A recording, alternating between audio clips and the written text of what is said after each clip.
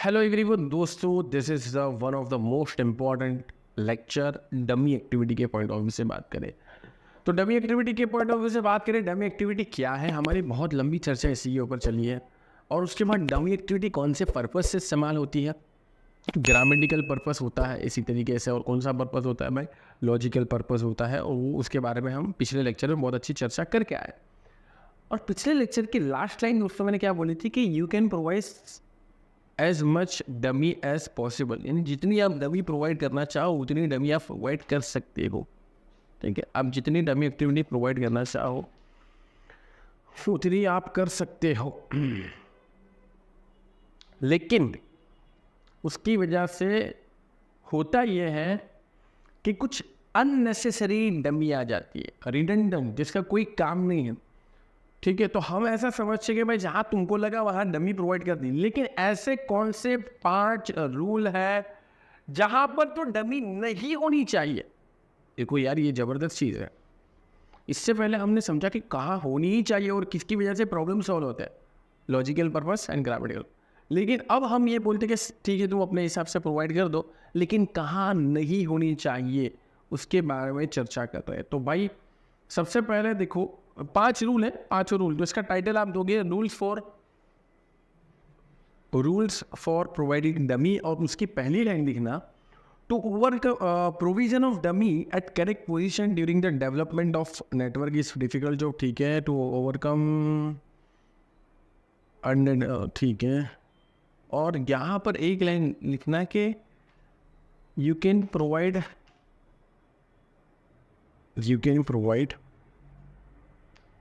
as much dummy as possible but following are the rule।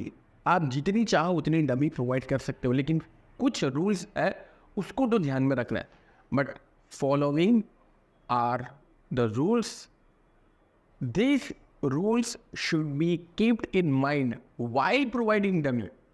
आप अपने हिसाब से डमी प्रोवाइड कर सकते हो, जहाँ पर आपको ग्रामेटिकल पर्पस या लॉजिकल पर्पस लगता है वहाँ आप अपने दिमाग के हिसाब से प्रोवाइड कर सकते हो जितनी चाहो उतनी। लेकिन ये कुछ रूल है जिसको ध्यान में आपको रखना है, should be keep in mind, दिमाग में रखना है भाई ना। और ये कुछ याद करने का अपने लेक्चर में कुछ याद करने का नहीं है, ओनली समझने का है। ठीक है, और लिखवाते क्यों है, ताकि आप ये लेक्चर फिर से न देखना पड़े। जो भी आपकी समझ है, जो भी आपका अंडरस्टैंडिंग, वो आप अपनी भाषा में लिख सकते हो। रूल नंबर पहला, कहाँ डमी, यानी रूल क्या है कि यहाँ डमी नहीं होनी चाहिए। If dummy is the only activity coming out from a node and terminating into some other node, सिर्फ और सिर्फ डमी ही निकल रही है एक नोड से और दूसरे नोड में सिर्फ और सिर्फ डमी ही जा रही है भाई, इसका मतलब ये हुआ कि एक्टिविटी बी जो है वो चालू होगी, या वो निर्भर कर रही है एक्टिविटी ए के ऊपर। तो बीच में डमी प्रोवाइड करने का कोई मतलब बनता है? ना ही कोई ग्रामेटिकल प्रॉब्लम है, ना ही कोई लॉजिकल प्रॉब्लम है। लॉजिक भी वही है, यहाँ भी वही है कि भाई बी तब चालू होगी जब ए खत्म होगी। तो ये अननेसेसरी है कि नहीं है यार, मैं आपको वही समझाने की कोशिश कर रहा हूँ, है ना। ये अननेसेसरी है कि नहीं है, ये डमी दोस्तों अननेसेसरी है कि नहीं है, ये डमी जो है अननेसेसरी है कि नहीं है। डेफिनेटली यार ये अननेसेसरी, ये नहीं होना चाहिए। इसीलिए क्या लिखा है, ऐसे नहीं चाहिए। इनकरेक्ट रिप्रेजेंटेशन, क्या लिखा है, इनकरेक्ट रिप्रेजेंटेशन, ये सही नहीं है। तो फिर सही क्या है सर, सही क्या है? सही है कि भाई डायरेक्टली डमी की रिक्वायरमेंट ही नहीं है। ऐसा होता है दोस्तों बहुत बार, जिसको कम समझ होती है, और ख़ास करके ऐसा जब लोग हैं ना, लोग नया नया नेटवर्क बनाना सीखते ना, जब लोग नया नया नेटवर्क बनाना सीखते हैं तब ये गलती कर बैठते हैं। तो भाई, और नेटवर्क रूल आएंगे तब भी मैं इसको एड्रेस करूँगा, नेटवर्क रूल्स आएंगे तब भी मैं इस बात को एड्रेस करूँगी कि भाई आप नेटवर्क बनाने की चालू कर रहे हो तो आपको क्या नहीं करना चाहिए, क्या गलती। उसमें से एक गलती है भाई, डमी का कंसेप्ट समझ लेना, वो डमी के पीछे पड़ जाता है। डमी एक्टिविटी का कंसेप्ट समझ लिया कि भाई डमी एक्टिविटी से प्रॉब्लम सॉल्व होती है, ग्रामेटिकल प्रॉब्लम, लॉजिकल प्रॉब्लम। और डमी एक्टिविटी प्रोवाइड भाई अननेसेसरी जगह नहीं होनी चाहिए, अननेसेसरी है। कोई तुक बनता है क्या, कोई तुक बनता है? यहाँ पर भी वही है कि बी जो खत्म होगा सिर्फ और सिर्फ, इसके लिए हमने लाइन लिख दी। क्या लाइन लिख दी? अगर किसी नोड में से सिर्फ और सिर्फ डमी बाहर निकल रही है और वो किसी दूसरे नोड में जा रही है, सिर्फ और सिर्फ डमी जा रही है, तो ये डमी का कोई मतलब नहीं है। This is redundant, unnecessary, extra की है।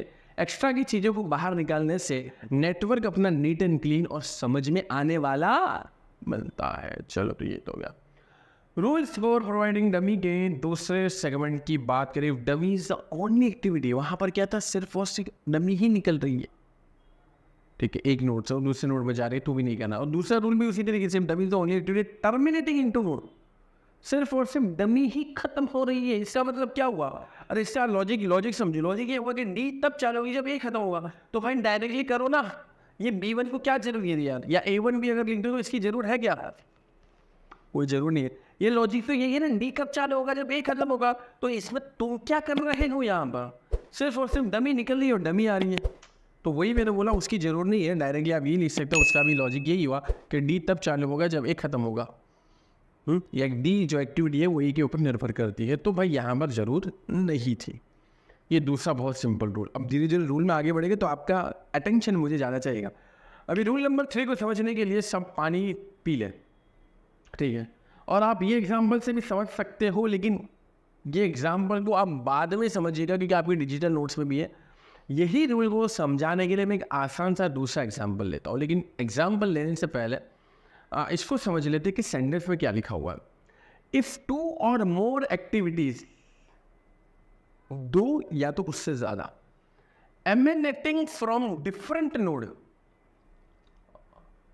2 एमिनेटिंग मतलब निकल रही है ना, एमिनेटिंग का मतलब क्या होता है, निकल रही है, तो कहां से निकल रही है, 2 या उससे ज्यादा एक्टिविटी निकल रही है 2 अलग अलग नोड से, and having same set of preceding मतलब पीछे वाली preceding activity, then 2 activities should emanate, यहाँ पे एक वर्ड मिसिंग है, शुड फ्रॉम नहीं आएगा भाई, शुड एमिनेट मतलब निकलनी चाहिए फ्रॉम अ सिंगल नोड।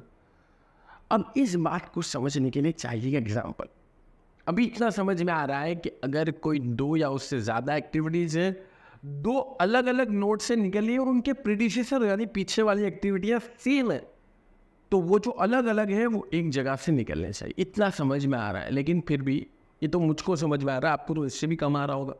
तो अब जब इससे भी कम आ रहा है तो हम क्या करेंगे, फिर हम क्या करेंगे, एग्जाम्पल लेंगे। और एग्जाम्पल के लिए आप यहाँ पर एक डायग्राम ड्रॉ करेंगे कि एक है हमारे पास एक्टिविटी ए और एक है हमारे पास एक्टिविटी बी। बेसिक सा डायग्राम है, एक्टिविटी ए और B.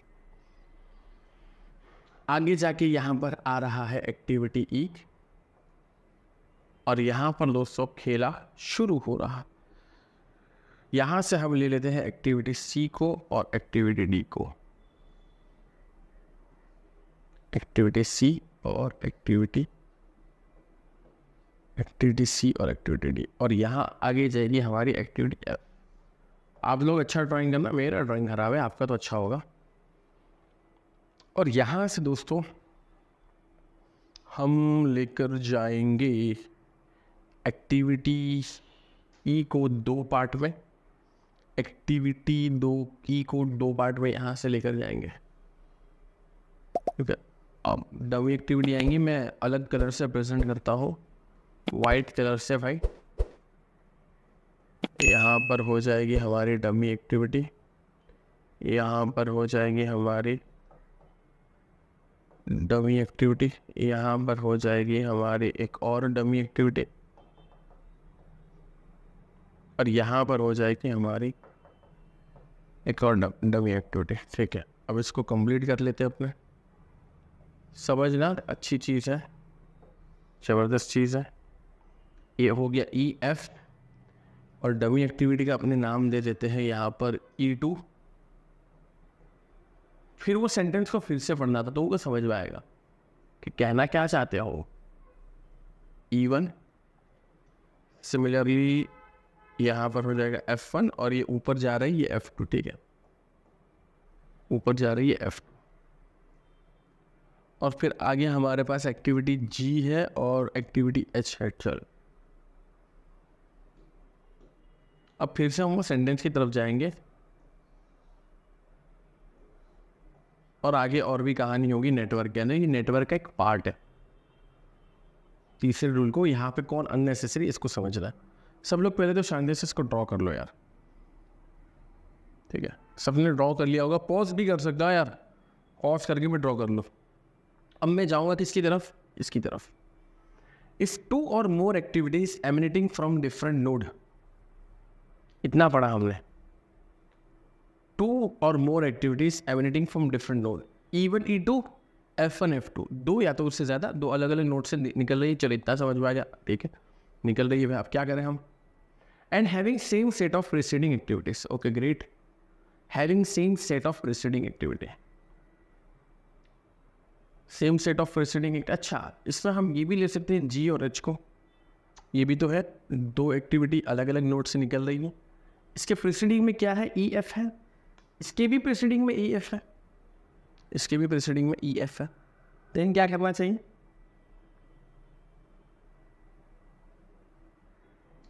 Then 2 activities should emanate, यहाँ पर वर्ड को ऐड कर देना भाई, या शुड के बाद कौन सा वर्ड ऐड करोगे, एमिनेट, यानी निकलनी चाहिए फ्रॉम अ सिंगल नोड। अब तो यहाँ पर इससे पहले कि मैं डायरेक्टली इसको रिप्लेस कर दूँ, तुमको थोड़ा सा लॉजिक समझना जरूरी है। ये जो डायग्राम, इसमें लॉजिक में ये कहना चाहते हैं कि एक्टिविटी जी का स्टार्ट तब होगा, ये 2 एक्टिविटी है ना, 2 अलग अलग, 2 इससे ज़्यादा भी हो सकती है, 2 या उससे ज़्यादा। इससे ज़्यादा वाला एग्जाम्पल आपको यहाँ पर दिखेगा, कहाँ पर, यहाँ पर जो लिया ना। लेकिन इससे ज़्यादा वाला पहले अगर हम एग्जाम्पल लेते हैं तो आप ये इसको समझ ही नहीं पाते, इसलिए फिर मैंने अलग से एग्जाम्पल लिया आपको समझा रही है। ये ज़्यादा वाला एग्जाम्पल आप यहाँ से ले सकते हो, A1 A2, 2 या उससे ज़्यादा वाला, ठीक है। मैंने अभी क्या किया, 2 एक्टिविटी हैं अलग अलग नोट से निकल रही है और उनके प्रीडिसेसर सेम है। देखो H के प्रीडिसेसर कौन है, प्रीडिसेसर मतलब पीछे वाली एक्टिविटी, पीछे वाली एक्टिविटी F है और E है। यानी यहाँ पर लॉजिक सिंपल है, H कब स्टार्ट होगा, जब E और F कंप्लीट होगा। H कब स्टार्ट होगा, जब E और F कंप्लीट होगा। सिमिलरली G कब स्टार्ट होगा, जब E और F कंप्लीट होगा। बात समझ में आए, 2 एक्टिविटी है, उससे प्रीडिसेसर सेम है, तो भाई वो अलग अलग नोट से नहीं बल्कि एक ही नोट से निकलनी चाहिए। ये दोनों एक ही नोट से निकलने चाहिए क्योंकि इनके प्रीडिसेसर सेम है। यहाँ पर जो तुमने तार लगाया है ना, ये तार नवी एक्टिविटी की कोई जरूर नहीं है, ये कहना चाह रहे हैं। यहाँ पर अननेसेसरी दोनों के प्रीडिसेसर सेम है यार, तो भाई क्या करें सर यार, क्या करें, ये इनकरेक्ट रिप्रेजेंटेशन है, इसमें डमी का कोई ज़रूरी नहीं है।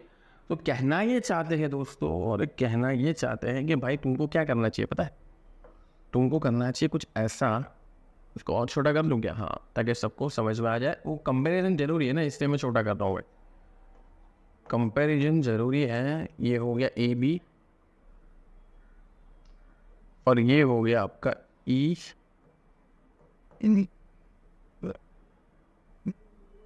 और ये हो गया आपका, इसको ऐसे रखता है,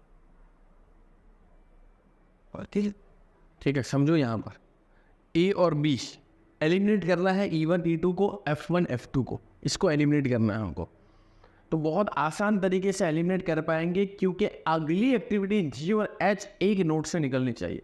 इसका मतलब ये हुआ कि अगर G और H एक नोट से निकलनी चाहिए तो हमको E और F को एक नोड में लाना पड़ेगा, ठीक है। E और F को एक नोड में लाना ही पड़ेगा, और E और F को एक नोड में लाने के लिए हमें क्या करना होगा दोस्तों, हमें कुछ इस तरीके से डायग्राम बनाना होगा। सिमिलरली यहां पर भी हो जाएगा C और D, यहां पर हो जाएगा E और F, और फिर उसके बाद आराम से निकालो G और H, और फिर आगे की कहानी एज इट इज। समझ गए कि नहीं समझे यार। तो यहाँ पर हमने क्या किया कि नेटवर्क को शॉर्ट किया, और यही रूल समझाना चाहते हैं कि भाई तो काम बिना की डमी क्यों इस्तेमाल करते हो, फिर आगे कर सकते हो। तो हमने क्या किया, जो 2 अलग अलग नोड में से निकल रही थी एक्टिविटी, जिनकी प्रीसीडिंग एक्टिविटी सेम थी, उनको 2 अलग अलग नोड में से निकालने की बजाय हमने सिंगल नोड में से निकाला और काम बिना की चीज़ों को एलिमिनेट किया, और काम बिना की चीज़ों को हमने क्या किया, एलिमिनेट कर दिया। और अगर किसी को और मज़ा चाहिए कि सर ये 2 एक्टिविटी से ज़्यादा वाला करना है तो डिजिटल नोट्स में अवेलेबल है।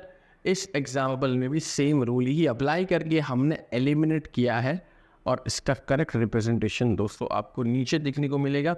नीचे वाले डिस्प्ले वाइट की हो गई भाई, हाँ लोड हो जाओ भाई, लोड हो जाओ, ठीक है। तो इसका करेक्ट रिप्रेजेंटेशन देखने को मिलेगा। बाकी उम्मीद करता हूँ कि ये वाला जो आसान वाला पहले एग्जाम्पल, देखो डायरेक्टली जंप मत करना इसके ऊपर, आसान वाला एग्जाम्पल जो मैंने समझाया है वीडियो के माध्यम से, है ना, कि ऐसा कुछ था 2 एक्टिविटी, तो उससे ज़्यादा भी हो सकती है, अलग अलग नोट से निकल रही है, उसका प्रेडिसेसर सेम है तो भाई उसको सेम नोट से निकालो, बीच का कचरा बाहर निकालो, यही कहने की कोशिश करें। ये तो हुआ तीसरा रूल। उम्मीद करते हैं दोस्तों कि आप सीख रहे होंगे हमारे फ्री वीडियोस के माध्यम से, लेकिन अगर आपको डिटेल में सीखना है, पूरा करिकुलम डिटेल में सीखना है, अलग अलग स्किल के साथ सीखना है, एप्लीकेशन पे देखना है, पीडीएफ के साथ और हमारी कम्युनिटी का हिस्सा बनना है, तो डेफिनेटली आप हमारे स्टोर का जरूर से हिस्सा बनिए। स्टोर का हिस्सा बनने का मतलब ये है आप अपनी स्किल रिक्वायरमेंट के हिसाब से अलग अलग कोर्सेज में एनरोल कर सकते हो, ज्वाइन कर सकते हो, डिटेल में सीख सकते हो और अपने आप को बहुत आगे बढ़ा सकते हो। सर्च करिए simplifiedacademy.com, आप एप्लीकेशन, एंड्रॉइड एप्लीकेशन भी डाउनलोड कर सकते हो। Download now. ये तो क्या हुआ तीसरा रूल। चौथे रूल की अगर दोस्तों बात करें, चौथा रूल भी ऐसा काफ़ी, इसीलिए मैंने पहले बोला था अपने को चाहिए अटेंशन। जिसने ध्यान दिया होगा, जिससे अटेंशन दिया होगा वो समझ गया होगा, जिससे ध्यान नहीं दिया होगा, जिससे अटेंशन नहीं दिया होगा, उसके बारे में तो हम क्या ही बोल सकते हैं यार, क्या ही बोल सकते हैं, हम क्या ही बोलूँ। अब क्या बोल रहा था मैं, चौथा रूल समझते यार, मज़ेदार चीज़ है। तीसरे तक क्लियर होना चाहिए तो चौथे में आना भाई। जिसको अभी तक तीसरा क्लियर नहीं है वो 2-3 बार वीडियो देखे, कुछ भी करे, कमेंट करे, समझे, 2-3 बार देखोगे समझ में आ जाएगा, क्योंकि मैं बहुत आसान भाषा में बोल रहा हूँ यार। अभी चौथा रूल ज़बरदस्त है। इफ़ 2 और more activities having same set of successor, भाई इससे पहले क्या था, सेम सेट ऑफ प्रीडिसेसर, यानी 2 या उससे ज़्यादा एक्टिविटी की सेम सेट ऑफ पीछे वाली एक्टिविटी। अब यहाँ क्या है, 2 या उससे ज़्यादा एक्टिविटी का सेम टाइप ऑफ सक्सेसर है, यानी आगे वाली activity. And succeeding activities are having other predecessor as well, और आने वाली की फिर दूसरे प्रीडिसेसर भी है, यानी सेम प्रीडिसेसर नहीं, अलग है। ये अदर प्रीडिसेसर का मतलब क्या, अलग प्रीडिसेसर है। Then the 2 activities should terminate into one single note। Sir बहुत ज़बरदस्त सेंटेंस, सब कुछ समझ में नहीं आया, कुछ भी समझ में नहीं आया, क्या ज़बरदस्त succeeding, predecessing, same node, single, double. तो उसको दोस्तों समझाने के लिए हमने यहाँ पर एग्जाम्पल रखा है आपको, ऐसा नहीं है कि बिना एग्जाम्पल हम समझ रहे हो। तो अपने पहले तो क्या करेंगे, ये एग्जाम्पल को देखेंगे और सेंटेंस से मिलाएंगे, ठीक है। ये एग्जाम्पल को देखेंगे और सेंटेंस से मिलाएंगे। ये अदर वाला देखो, ये PR में दिखेगा, इसके अदर प्रीडिसेसर एक्टिविटीज है। तो क्या बोला, इफ़ 2 और more activities having successor and succeeding activities having other predecessor, same successor, same set of successor. तो 2 या उससे ज़्यादा एक्टिविटी का सेम सेट ऑफ सक्सेसर कौन सा है भाई? देखो यहाँ पर 2 या उससे ज़्यादा एक्टिविटी का सेम सेट ऑफ सक्सेसर अगर हम देखने जाए तो A और B का सक्सेसर, देखो सक्सेसर मतलब आगे आने वाला, ध्यान से देखना, ध्यान से, अभी ध्यान चाहिए अपने को। A और B का ध्यान से देखोगे ना तो तुमको पता चलेगा कि अल्टीमेटली A का सक्सेसर QB है। देखो A1 के माध्यम से और चार्जिंग चालू कर देना भाई, जो भी है, ठीक है, ताकि हमारी वीडियो कंटिन्यू रहे। तो एक जो है उसका ध्यान से देखोगे तो सक्सेसर QB है और A का सक्सेसर SB है। A का सक्सेसर QB है A1 के माध्यम से और A2 के माध्यम से A का सक्सेसर SB है। सिमिलरली B एक्टिविटी है, उसका B2 के माध्यम से QB सक्सेसर है और B1 के माध्यम से SB सक्सेसर है। बहुत आसानी से समझा रहा हूँ मैं। अब तुमको समझ में आया, 2 या तो उससे ज़्यादा एक्टिविटी का क्या हो, सेम सेट ऑफ सक्सेसर हो। अभी पहले इतना ही समझो भाई, तो पता चला ये 2 एक्टिविटी है A और B और उनके सक्सेसर कौन है, QB A का सक्सेसर है और SB A का सक्सेसर है और B भी सक्सेसर है। अरे क्या बोल रहा हूँ, Q जो है वो Q और S दोनों A के सक्सेसर भी हैं, आगे आने वाले। और क्यू और एस दोनों बी के सक्सेसर भी है। भाई समझ में आ रहा है? बहुत सिंपल है। क्यू जो है और एस जो है दोनों ए के सक्सेसर भी है और क्यू और एस दोनों बी के सक्सेसर भी है। B1 और B2 के माध्यम से Q और S B के सक्सेसर है और A1 और A2 के माध्यम से Q और S A के सक्सेसर है। तो अभी तक इतना तो समझ में आ गया कि भाई सेम सेट ऑफ एंड के बाद देखो यहाँ पर वो जो and succeeding activities are having other predecessor. अब सक्सीडिंग कौन हुआ? Q और S। सक्सीडिंग एक्टिविटी के दूसरे प्रीडिसेसर, यानी ये तो है A और B, लेकिन अदर प्रीडिसेसर भी है, यानी अदर पीछे वाली एक्टिविटी। तो हाँ, यहाँ पर है P और R। देखो ये P सिर्फ और सिर्फ अदर में आएगा, सिर्फ और सिर्फ Q के साथ खास है, और S जो है वो सिर्फ और सिर्फ R के साथ खास है। Q के साथ खास, P है अदर। अब समझ में आ रहा है? जो सेंटेंस को हम पढ़ते जा रहे हैं और एग्जाम्पल से कंपेयर, अब समझ में आ रहा होगा। पहले तो सिर्फ सेंटेंस पढ़ने से कुछ समझ में नहीं आएगा, क्योंकि जबरदस्त सेंटेंस है as well. Then 2 activities should terminate into one single node. Then 2 activities should terminate. अब इसमें कौन 2 एक्टिविटीज की बात हो रही है? भाई जिससे सेंटेंस स्टार्ट किया था, कौन सी 2 एक्टिविटी? ये दोनों एक्टिविटी की बात हो रही थी, ए और बी से हमने सेंटेंस स्टार्ट। तो अब वो 2 एक्टिविटी की बात करेंगे तो कौन सी जिससे चालू किया था वही 2 एक्टिविटी की बात करें। तो ए और बी से चालू किया था, यहाँ पर इन्होंने बी रखा नहीं है, लेकिन मैं बी रख देता हूँ, ठीक है। यहाँ पर इनको बी रखना चाहिए, यहाँ पर बी आ जाए। तो अब समझ में आया वो then 2 activities should terminate into single node, इसकी बात हो रही है भाई।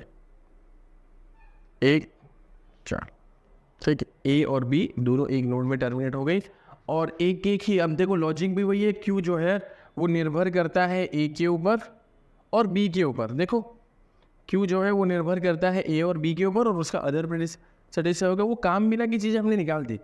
सिमिलरली दोस्तों, अगर मैं थोड़ा सा इस तरफ लूँ, इस डायग्राम को छोटा करके इस तरफ लूँ, तो S जो है वो निर्भर करता है A और B दोनों के ऊपर। यहाँ पर B होना चाहिए, जैसा कि मैंने पहले थोड़ी देर पहले बोला, है ना। S के प्रीडिसेसर है A और B, जो कि वहाँ पर भी थे, और अदर प्रीडिसेसर R भी है। Q के प्रीडिसेसर A और B वहाँ पर भी थे, और अदर प्रीडिसेसर P भी। तो यहाँ में हमारा फ़ायदा क्या हुआ भाई? हमारा फ़ायदा ये हुआ कि हमने काम बिना की 2 डमी एक्टिविटी निकाल दी। तो चौथा रूल काफ़ी इंपॉर्टेंट था, उम्मीद करता हूँ समझ में आ गया होगा। जिसको समझ में नहीं है वो क्या करेगा भाई? फिर से देखेगा ना, हो फिर से देखेगा। हालांकि चीज़ें बहुत सिंपल, तुम अगर शुरुआत से मेरे साथ ट्यूनिंग बना के चल रहे हो तो तुमको समझ में आएगी, लेकिन बहुत ज़बरदस्त चीज़ें। और ये ज़बरदस्त चीज़ें दोस्तों, इसका फ़ायदा क्या होगा? जब हम बड़े प्रोजेक्ट में नेटवर्क बनाने निकलेंगे ना, जब बड़े प्रोजेक्ट में नेटवर्क बनाने निकलेंगे तब ये फ़ायदा होगा। तब जो अपने आप को होशियार समझते ना, सर ये क्या है, तो सिंपल वहाँ पता चलेगा वो काम भी।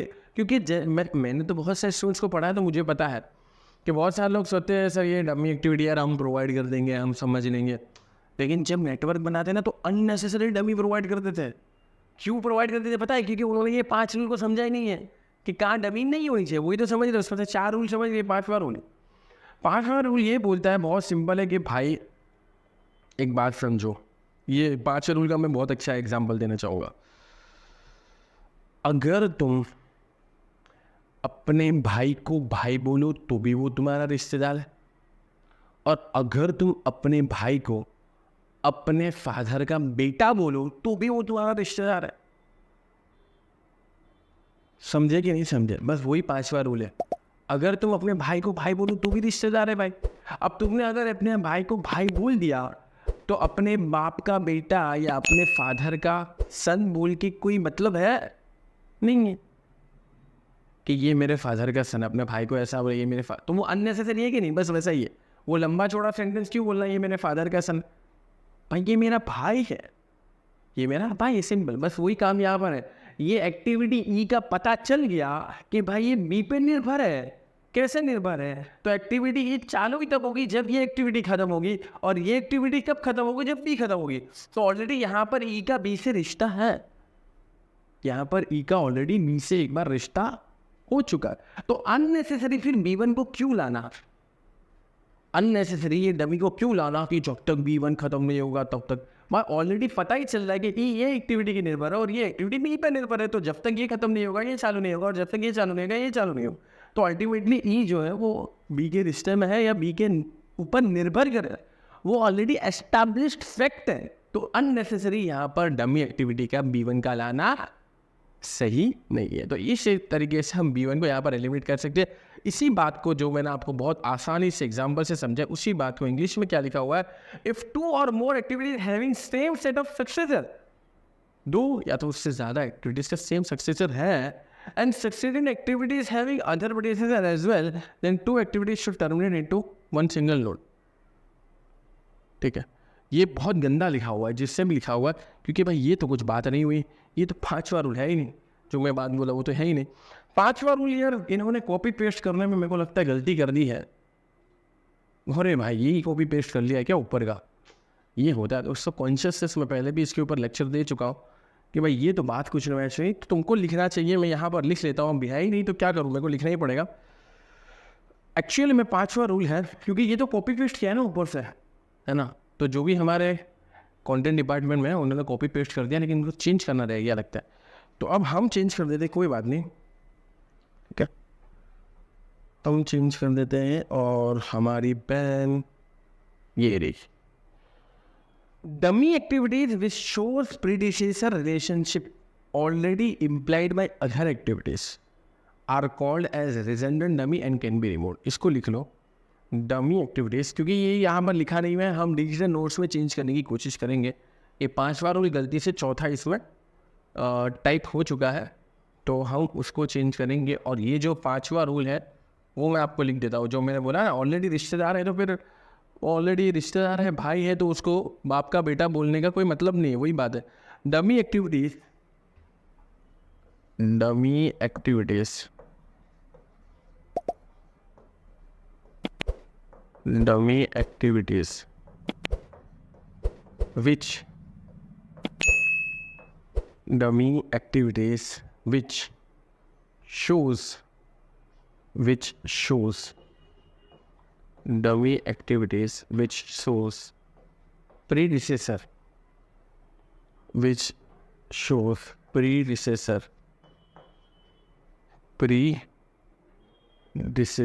dummy activity which shows predecessor relationship, already उसके पीछे से रिलेशनशिप एस्टैब्लिश हो चुकी है। predecessor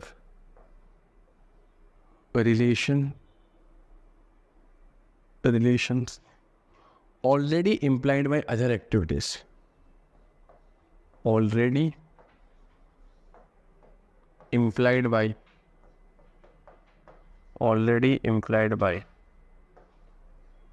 other activities, already implied by other activities, already implied by other activities are called as, यानी ऐसी डमी एक्टिविटी जिसका रिलेशनशिप ऑलरेडी है, तो फिर ऐसी डमी एक्टिविटी को क्या बोलेंगे, काम भी आगे है ना, redundant, are called as other activities are called as redundant dummy and can be removed. Redundant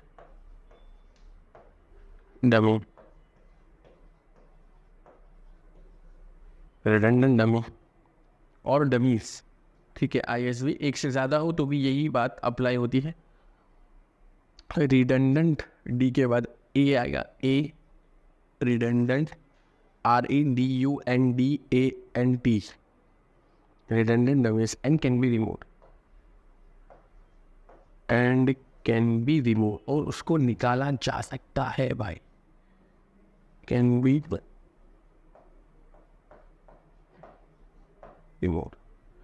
चलो, तो मज़ेदार चीज़ हो गई भाई, 5 रूल सीख लिए होंगे और मैंने बहुत अच्छी तरीके से आपको डिलीवर किया। अब आपकी जवाबदारी, आपकी जिम्मेदारी है, इसको ध्यान में रखते हुए फ्यूचर में जितने भी हम नेटवर्क बनाएंगे, और नेटवर्क बनाएंगे तो कुछ नेटवर्क के भी अपने रूल होंगे। जो अभी तक हमने एग्जाम्पल तो वैसे ले लिए, लेकिन नेटवर्क के रूल अब हम सिस्टमेटिक तरीके से समझेंगे। अगले लेक्चर में 12 रूल है दोस्तों, ये 12 रूल और 4-5 ये रूल और 2-3 पर्पसेस, ये सब कुछ समझ के फिर आप एक अच्छा नेटवर्क बना सकते हो, जो प्रोजेक्ट में काफ़ी हेल्प करेगा। तो पहले तो मैंने यही बोला था कि भाई फंडामेंटल्स ऑफ नेटवर्क, तो ये चैप्टर के अंत में हमको क्या आना चाहिए, ये चैप्टर के अंत में हमको नेटवर्क बनाना आना चाहिए। ठीक है, तो उम्मीद करेंगे कल हम कुछ एक्सरसाइज बढ़िया तरीके से करेंगे नेटवर्क रूल्स वगैरह की। तो इसी के साथ इस प्यारे से वैल्यूएबल सेशंस को समाप्त करते हैं। सारी चीज़ सीक्वेंस में देख रहे होंगे, सीख रहे होंगे, और अच्छा लग रहा है आपको तो मेहरबानी करके हमेशा की तरह मैं यही बोलूँगा कि हमें सपोर्ट करिए। और सपोर्ट करने का मतलब ये कि अपने 2 दोस्तों को शेयर करिए। क्या करोगे भाई? अपने 2 प्यारे मित्रों को शेयर करोगे, जो भी आपके 2 प्यारे मित्र हैं, और वो 2 प्यारे मित्र 2 को शेयर करेंगे, ताकि सब तक ये हमारा वैल्यूएबल नॉलेज स्प्रेड होता रहे। सीखते रहे यार सब लोग, मेन पर्पस क्या है, सब लोग सीखते रहे और बढ़िया तरीके से सीखते रहे यार। चलो ठीक है यार, मिलते हैं नेक्स्ट लेक्चर में। Goodbye, take care. उम्मीद करते हैं दोस्तों कि आप सीख रहे होंगे हमारे फ्री वीडियोस के माध्यम से, लेकिन अगर आपको डिटेल में सीखना है, पूरा करिकुलम डिटेल में सीखना है, अलग अलग स्किल के साथ सीखना है, एप्लीकेशन पे देखना है, पीडीएफ के साथ, और हमारी कम्युनिटी का हिस्सा बनना है, तो डेफिनेटली आप हमारे स्टोर का जरूर से हिस्सा बनिए। स्टोर का हिस्सा बनने का मतलब ये है आप अपनी स्किल रिक्वायरमेंट के हिसाब से अलग अलग कोर्सेज में एनरोल कर सकते हो, ज्वाइन कर सकते हो, डिटेल में सीख सकते हो और अपने आप को बहुत आगे बढ़ा सकते हो। सर्च करिए simplifiedacademy.com। आप एप्लीकेशन, एंड्रॉयड एप्लीकेशन भी डाउनलोड कर सकते हो। Download now.